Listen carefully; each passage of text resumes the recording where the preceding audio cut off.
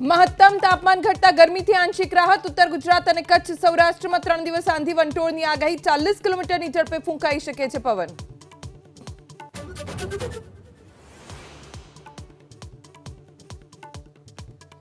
દિલ્હીમાં ગરમીના પ્રકોપ વચ્ચે પાણીનું સંકટ. અનેક વિસ્તારોમાં ગરમીનો પારો 44 ડિગ્રીને પાર. રાજસ્થાનમાં કાલ સુધી હીટવેવનું એલર્ટ.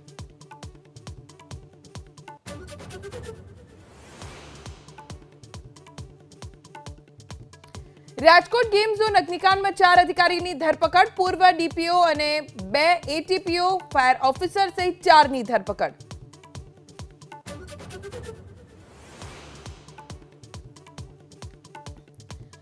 ગેમ ઝોન અગ્નિકાંડમાં રાજકોટ તાલુકા પોલીસના 2 તત્કાલીન પીઆઈની અટકાયત. વીએસ વણજારા અને વીજે ધોડાની ડીજીપીએ કરી પૂછપરછ.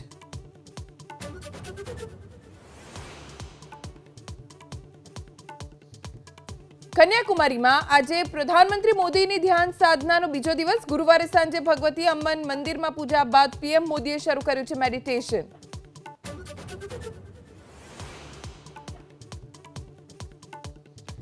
ગૃહમંત્રી અમિત શાહ તિરુપતિ બાલાજીના દર્શન બાદ ગુજરાત પ્રવાસે.